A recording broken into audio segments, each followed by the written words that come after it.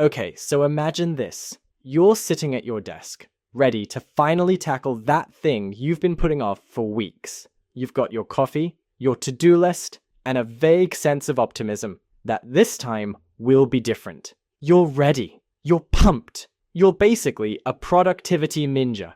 And then, 5 minutes later, you're watching a video of a raccoon washing a grape.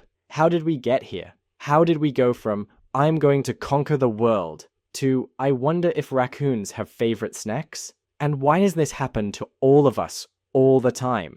Here's the thing. It's not your fault. Your brain is a little bit of a jerk. It's not trying to sabotage you on purpose, but it's also not exactly on your side. It's like that friend who says they'll help you move, but then spends the whole time sitting on the couch eating pizza. Well-meaning, but ultimately useless. So today, we're going to talk about why focusing is so hard, why your brain is constantly betraying you, and what you can do to fight back. Spoiler alert, it doesn't involve deleting all your apps and moving to a cabin in the woods, unless you're into that, in which case, go for it. Let's start with a metaphor, because metaphors make everything better. Your brain is a battlefield. On one side, you've got the focus knight. This guy is your prefrontal cortex, the part of your brain responsible for planning, decision-making, and all the other adulting stuff. He's valiant, disciplined,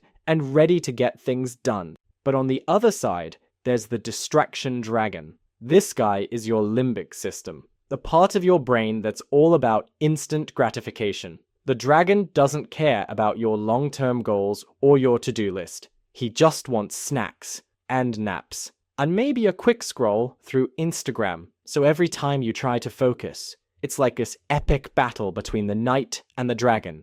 And unfortunately, the dragon has a secret weapon, dopamine. Dopamine is often called the feel-good chemical, but that's not entirely accurate. It's more like the motivator chemical. It's what drives you to seek out things that make you feel good, like food, connection, and yes, raccoon videos. Back in the caveman days, this was super helpful. Dopamine motivated us to hunt, gather, and form social bonds. It kept us alive. But here's the problem. Modern life has hacked our dopamine system. Every time you get a notification, a like, or a new episode of your favorite show, your brain gets a little hit of dopamine. And the more you indulge in these quick rewards, the more your brain craves them. It's like feeding the dragon steroids. Over time, this creates a vicious cycle. The more you give in to distractions, the harder it becomes to focus on anything that doesn't offer an immediate payoff. Your focus knight? He's out there, trying his best, but he's up against a fire-breathing monster with an endless supply of dopamine snacks. Let's talk about deep work for a second. Deep work is the kind of work that requires intense focus and brain power. Writing, problem solving, creating. It's the stuff that makes you feel accomplished and fulfilled. But here's the catch. Deep work doesn't come with instant rewards. It's challenging, it's uncomfortable, and it takes effort. Your brain, being the efficiency-obsessed organ that it is, would much rather take the easy route. Why spend an hour wrestling with a tough problem when you could scroll through memes and get a quick dopamine hit instead? It's like choosing between running a marathon and watching a great movie, while eating a donut. One is clearly more appealing in the moment. And let's be honest, donuts are amazing. They're sugary, delicious, and they don't require you to sweat or wear uncomfortable shoes. But here's the thing. While donuts might feel good in the short term, they don't lead to long-term satisfaction. Deep work, on the other hand, is like planting seeds. It takes time and effort, but the rewards are so much greater. So how do we help our focus knight level up and take on the distraction dragon? Here are some practical strategies to get you started. Firstly, schedule breaks for distractions.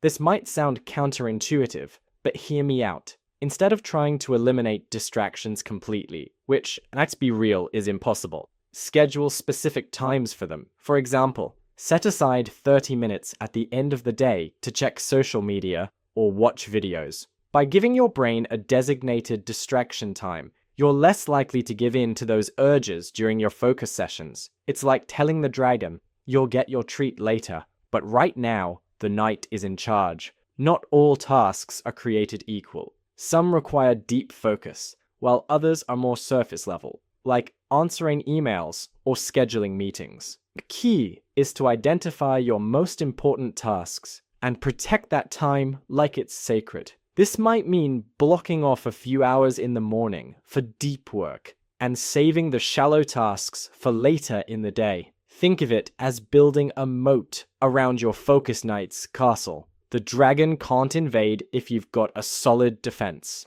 Athletes have pre-game rituals. Musicians have warm-up routines. Why? Because rituals help signal to your brain that it's time to focus. Before starting a deep work session, create a simple ritual to get in the zone. This could be as easy as lighting a candle, putting on some focus-friendly music, or doing a quick meditation. It's like giving your focus knight a pre-battle ceremony to prepare him for the fight ahead. Flow is that magical state where you're so immersed in an activity that time seems to disappear. It's deeply rewarding, highly productive, and, let's be honest, kind of addictive in a good way. To achieve flow, you need to find the sweet spot between challenge and skill. If a task is too easy, you'll get bored. If it's too hard, you'll get frustrated. But when it's just right, you'll feel like your focus knight is dancing with the dragon instead of fighting it. One of the best ways to stay motivated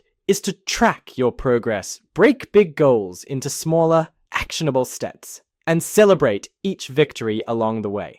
For example, instead of saying, I'm going to write a book, set a goal to write 5,000 words a day. Each time you hit that target, it's like your focus knight leveling up and gaining new skills. Even the bravest knights need allies. Find a friend, colleague, or accountability partner to help you stay on track. Share your goals, report your progress, and celebrate your wins together. It's like having a trusted advisor by your side, reminding you why you started this quest in the first place. Finally, remember that focus is a skill, and like any skill, it takes practice. You're going to have days when the dragon wins. That's okay. What matters is that you keep showing up, keep experimenting, and keep learning. Your focus knight doesn't need to be perfect. He just needs to keep fighting.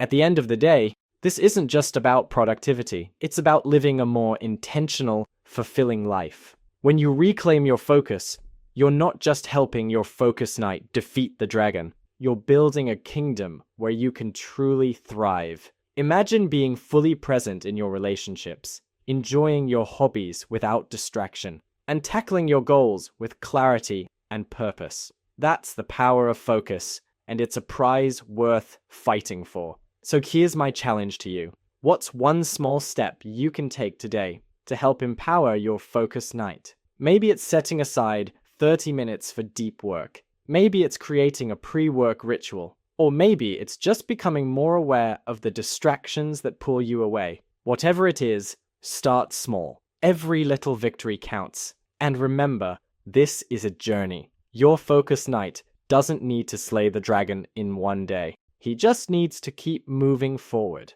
Thanks for joining me on this deep dive into the battle for focus. Now go out there and fight the good fight. Your kingdom is waiting. If you liked this video and want to see more, please like and subscribe, and maybe share it with someone you know who is struggling with their distraction dragon.